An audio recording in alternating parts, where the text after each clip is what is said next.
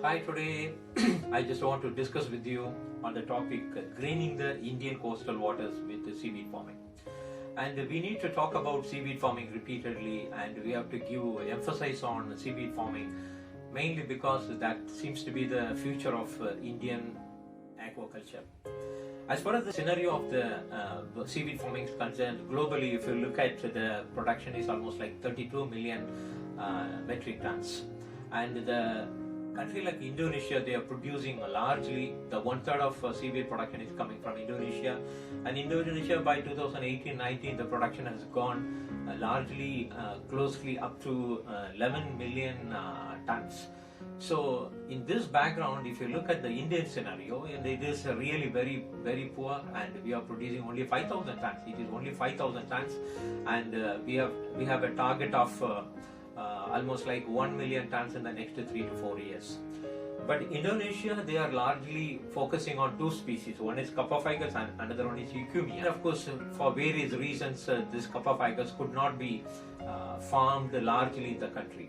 And as far as India is concerned, there are a few institutions involved, and we have identified a couple of species like Gracilaria and Turbinaria as indigenous species which has the potential for farming.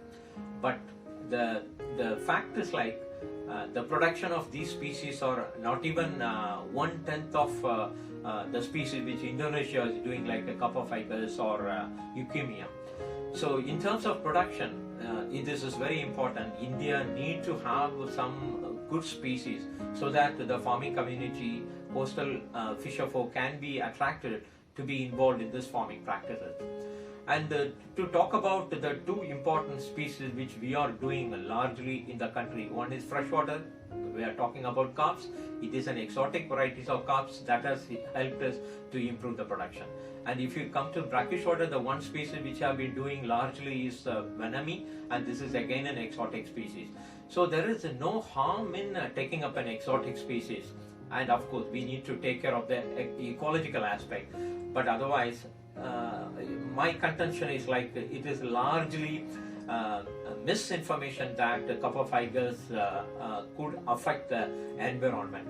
And the fact is totally different. And the countries like Indonesia and Japan, they have proved like this seaweed farming can help in the ecological aquaculture. In fact, for that matter, to reduce the nutrient loading in the coastal waters, the seaweed play a very, very important role. There are a number of research papers published on these counts.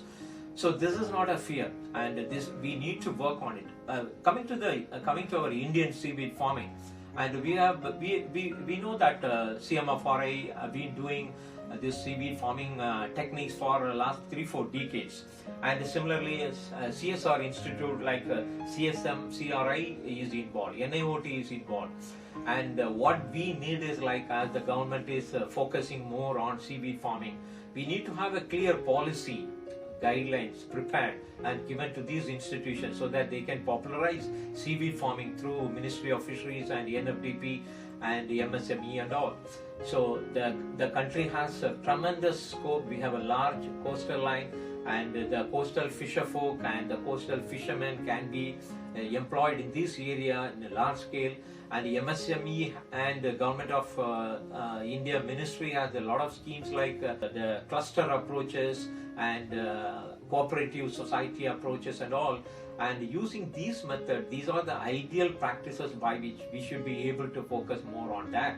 The government of India, the ministry, all the research institutions involved in seaweed farming, now it is time they have to work towards identifying the potential species and identifying the consistent seed supply, so that we can have an exotic or a combination of indigenous and exotic varieties in the country, and we should be able to promote seaweed farming to larger extent, to at least to get the second rank which we have lost to Indonesia by virtue of their high production in seaweeds.